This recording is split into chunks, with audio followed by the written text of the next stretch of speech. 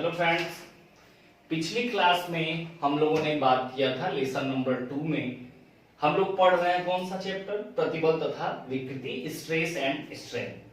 तो प्रतिबल और विकृति में हम लोगों ने पहली पॉइंट्स पढ़ना स्टार्ट किया कि टाइप्स ऑफ लोड।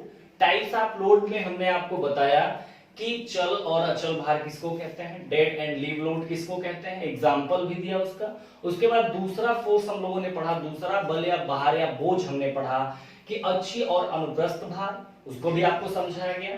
तीसरे नंबर पे था तनाव, संपीड़न तथा कर्तन भार। लेकिन पिछली क्लास में, पिछली वीडियो में हम लोगों ने टेंसाइल फोर्स, तनाव भार को पढ़ चुके हैं। हम लोग आज बात करेंगे संपीड़न भार पर, कर्तन भार पर और संघट्ट भार पर। तो पहले संपीड़न भार की बात हम लोग करते हैं। तनाव भार में आपको पढ़ाया गया था कि जब किसी मेंबर पर, जब किसी एलिमेंट पर, जब किसी अवयव पर खिंचाव की स्थिति में अगर कोई बल लगता है तो उसको हम लोग कौन सा बल कहते हैं, तनाव भार कहते हैं। लेकिन आज हम लोग पढ़ेंगे कि संपीड़न भार किसको कहते हैं। तनाव हमने पढ़ लिया है पिछली क्लास में, हम लोग अब पढ़ने जा रहे हैं कि संपीड़न भार किसको कहते हैं। तो संपीड़न भार क्या है? संपीड़न भार ये होता है कि जब किसी पिंड पर, जब किसी अवयव पर, जब किसी मेंबर पर बल की दिशा या बल की पोजीशन या बल की स्थिति, दबाव की स्थिति होती है, तो ऐसे भार या ऐसे बल को कौन सा भार कहते हैं? संपीड़न भार कहते हैं। इसका मतलब ये है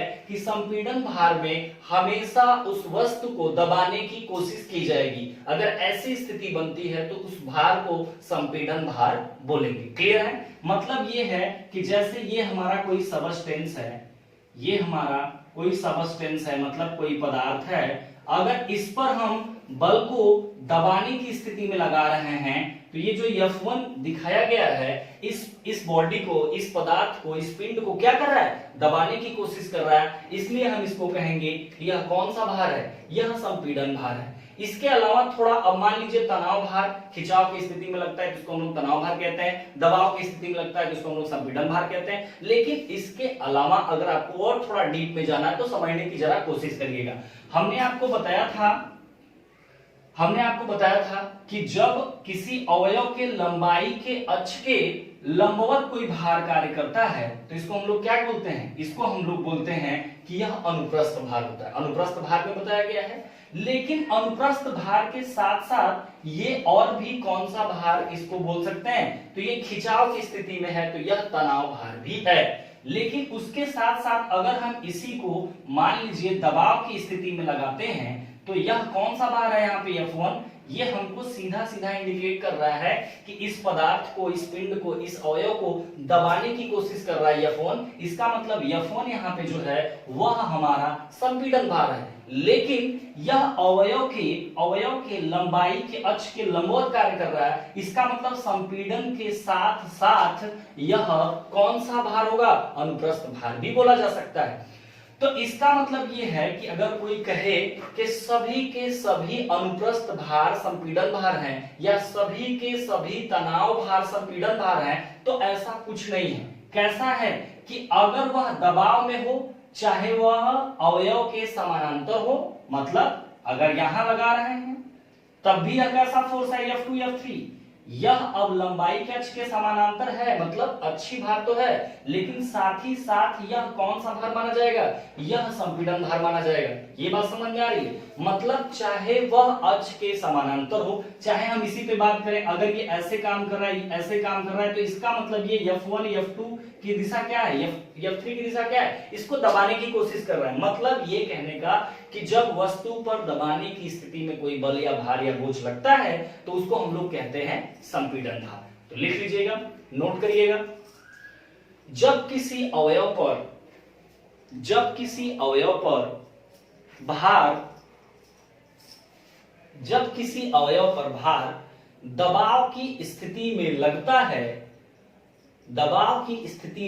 है, तो ऐसे भार संपीड़न भार कहलाते हैं। अगर आपको डायग्राम बनाना है तो इसको आप बना लेंगे। इसका मतलब ये F1 जो है यह कैसा भार माना जाएगा? संपीड़न भार माना जाएगा। ठीक है, आप इसको बना सकते हैं।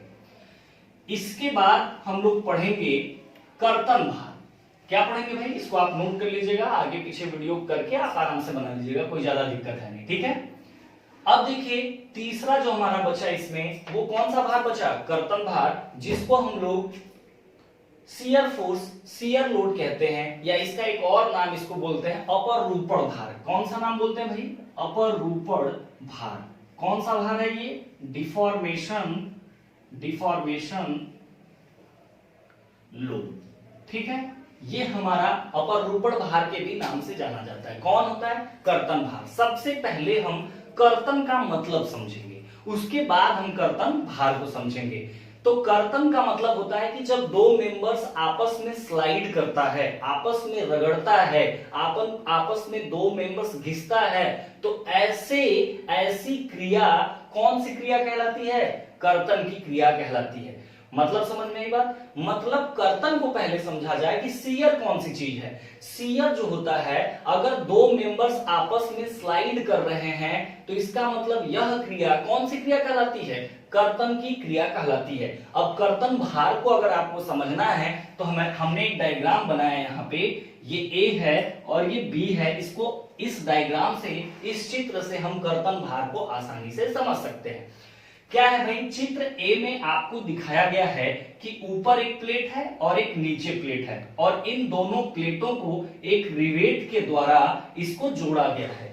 रिवेट क्या होता है, एक प्रकार की ज्वाइंट होती है। ज्वाइंट कैसी होती है, परमानेंट ज्वाइंट होती है। आपने पढ़ा होगा जोड़ का मतलब ही यही होता है कि जोड़ का मतलब किन्हीं दो अवयवों को आपस में जोड़ना। तो ज्वाइंट जो है वो दो प्रकार की होती है, एक होती है परमानेंट, एक होती है टेम्परेरी। परमानेंट ज्वाइंट जो होती है उसमें आपको बार बार खोलने या बार बार काम करने की आवश्यकता नहीं होती है। अगर एक बार दो मेंबर्स आपस में जुड़ गए तो उनको फिर तोड़कर ही अलग किया जा सकता है, ये परमानेंट ज्वाइंट होता है। मतलब जैसे वेल्डिंग की जो ज्वाइंट होती है आपकी परमानेंट ज्वाइंट होती है, रिवेट की जो ज्वाइंट होती है ये भी परमानेंट ज्वाइंट होती है। अब आपने रिवेट देखा नहीं होगा तो घर में कुकर है, कढ़ाई आपने देखा होगा, जो साइड से उसकी हैंडल लगी होती है वो उस मेंबर के साथ कनेक्टेड होती है रिवेट के थ्रू। तो क्या वो रोज आप उसको धुलने के लिए अलग अलग कर लेते हो, कुकर में आपने देखा होगा। ऐसी तमाम सारी जगहों पर आप रिवेट ज्वाइंट देखे होंगे जो आपके आसपास है।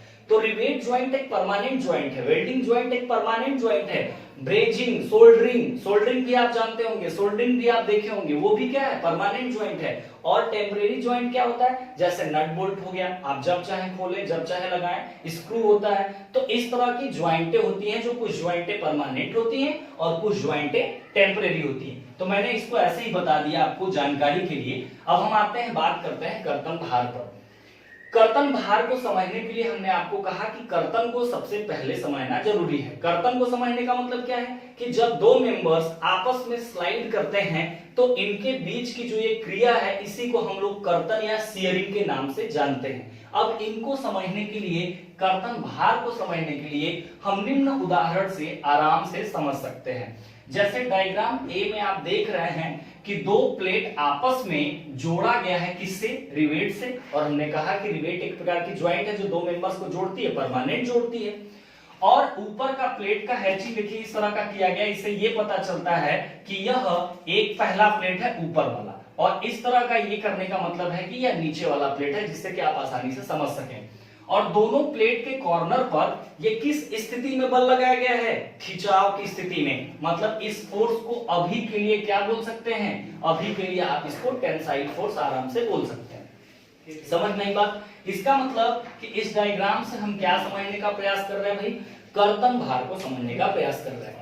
इसमें दो प्लेटों को आपस में रिवेट के द्वारा जोड़ा गया है। ऊपरी प्लेट के एक किनारे पर F मान का तनाव बल और निचले प्लेट पर निचले की दिशा में तनाव बल F कार्य कर रहा है, ठीक है। अब यहां से अगर बात करें कि अगर F जो बल हमने लगाया है टेंसाइल में, अगर उसको हम बढ़ाते जाएं और एक ऐसी स्थिति हो, मान लेते हैं कि अभी 10 किलो न्यूटन से इधर से खींच रहे हैं और ये वाला भी मान लीजिए 10 किलो न्यूटन से इधर खींच रहे हैं, तो यह बल रिवेट को तोड़ने में सक्षम नहीं होता है। तो हमने 15 लगाया, 20 लगाया, 25 लगाया, मान लेते हैं 49 लगाया, लेकिन जैसे ही हमने 50 किलो न्यूटन हमने फोर्स इस पे दिया तो यह रिवेट क्या किया, टूट गया। तो रिवेट टूटने का मतलब रिवेट क्या किया है, दो प्लेटों को आपस में जोड़ा है। तो अब जब ये रिवेट अब इधर से बल लगा रहे हैं, इधर से बल लगा रहे हैं, अगर यह रिवेट को यहां से तोड़ेगा तो क्या होगा, ऊपर वाली जो प्लेट है, ऊपर वाली जो प्लेट है वो स्लाइड करते हुए आगे जाएगी और नीचे वाली जो प्लेट है ये भी स्लाइड करते हुए बाहर की तरफ जाएगी। मतलब दोनों के बीच में रिवेट जिस टाइम टूटेगा क्या होगा,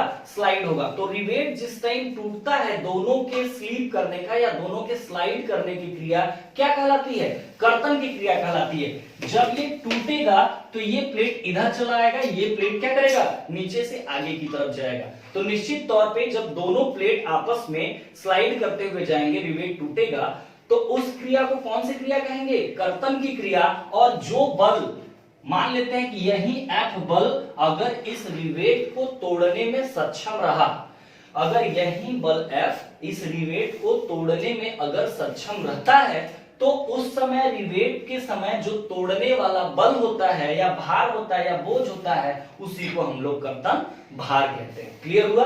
मतलब जब दोनों प्लेट आपस में स्लिप करके जाते हैं तो उस क्रिया को कर्तन की क्रिया, और उस समय जो बल इनको तोड़ने में समर्थ रहता है तो हमने यहाँ पे कितना बल माना है कि F बल लगाने पर यह रिवेट क्या होती है, टूट जाती है। इसका मतलब उस समय जो उत्पन्न बल होगा या जो बल रिवेट को तोड़ने में सक्षम रहा, वह बल जो इस रिवेट को तोड़ा वह बल कौन सा बल कहलाता है, कौन सा भार कहलाता है, कर्तन भार कहलाता है। तो आप इसको क्या करेंगे, नोट करेंगे, लिखिएगा, इसमें नोट करिएगा। नोट करिए, चित्रानुसार एक रिवेट ज्वाइंट दिखाया गया है, चित्रानुसार एक रिवेट ज्वाइंट दिखाया गया है। इसमें दो बल खिंचाव की स्थिति में लगाए गए हैं, इसमें दो बल खिंचाव की स्थिति में लगाए गए हैं।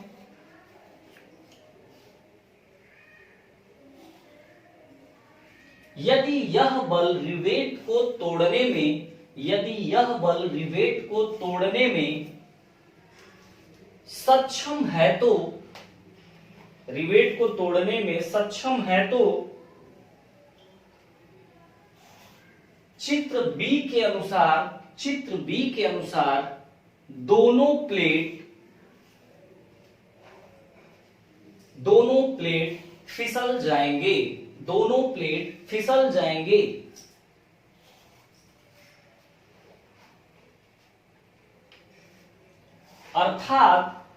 अर्थात रिवेट के टूटने की क्रिया, अर्थात रिवेट के टूटने की क्रिया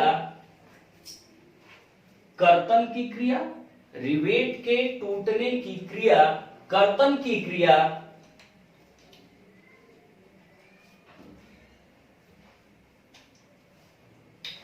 तथा भार कर्तन भार कहलाता है, तथा भार कर्तन भार कहलाता है। ठीक है। अब ये डायग्राम आप आराम से वीडियो को रोक के बना लीजिएगा। हम आगे चलते हैं। अगला नंबर है चौथा नंबर 4 है इंपैक्ट लोड। इंपैक्ट लोड को समझा जाए कि इंपैक्ट लोड होता क्या है। इंपैक्ट लोड जो हमारा होता है, संघट्ट भार जो होता है, जब किसी अवयव पर या जब किसी मेंबर पर या जब किसी पदार्थ पर हम अचानक फोर्स देते हैं, अचानक से बल या भार दिया जाता है, तो उसको हम लोग कहते हैं इंपैक्ट लोड। मतलब दोनों लाइन आप जोड़ सकते हैं। एक एक्स्ट्रा हम आपको बता रहे हैं चीजें कि जब किसी वस्तु पर या जब किसी पिंड पर या जब किसी पदार्थ पर अचानक भार दिया जाए या हटा लिया जाए, अचानक मतलब सडन, एकाएक अचानक अगर भार आप देते हो कहीं पे या अचानक से भार हटा लेते हो, तो ऐसे भार कौन से भार कहलाते हैं, इंपैक्ट लोड कहलाते हैं। जैसे अगर यहां से नहीं समझ में आ रहा तो एक एग्जांपल से आप समझ सकते हैं। साइकिल की गद्दी पर कोई बैठता है तो आप देखें किस तरह से बैठता है, आप बैठे भी होंगे, समझ भी सकते हैं कि किस तरह से आप बैठते हैं। तो उस समय साइकिल के गद्दी पर बैठते टाइम में आप 2-4 मिनट समय नहीं लगाते हैं, इंपैक्ट लोड देते हैं, बहुत जल्दी आप बैठते हैं। मतलब ये है कि वो समझ भी नहीं पाता कि आप करने क्या वाले हो। इसका मतलब कि आप अचानक से वहां पे साइकिल के गद्दी पर जब आप अचानक बैठते हैं तो वहां आने वाला भार कौन सा भार होता है? इंपैक्ट भार होता है। और दूसरी बात अगर देखा जाए, जैसे आप देखे होंगे स्टील पर जो हथौड़े से पीटा जाता है तो बहुत आराम से नहीं पीटा जाता है, बहुत अचानक से पीटा जाता है। इसका मतलब ये है कि साइकिल के गद्दी पर अचानक बैठना कौन सा लोड है भाई? इंपैक्ट लोड है। स्टील पर हथौड़े से पीटना कौन सा लोड है भाई? इंपैक्ट लोड है। तो आप इंपैक्ट लोड को लिखिएगा। जब किसी अवयव पर अचानक या एकाएक, जब किसी अवयव पर अचानक या एकाएक भार दिया जाता है या हटा लिया जाता है तो ऐसे भार संघट्ट भार कहलाते हैं।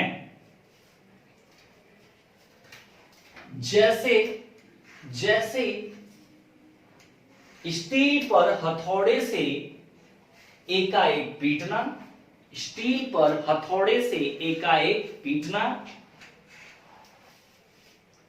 साइकिल के गद्दी पर अचानक बैठना। ठीक है, तो ये हुआ हमारा इंपैक्ट लोड। अब हम आपको थोड़ा सा केवल एक चीज पढ़ा देते हैं, टाइप्स ऑफ बॉडी।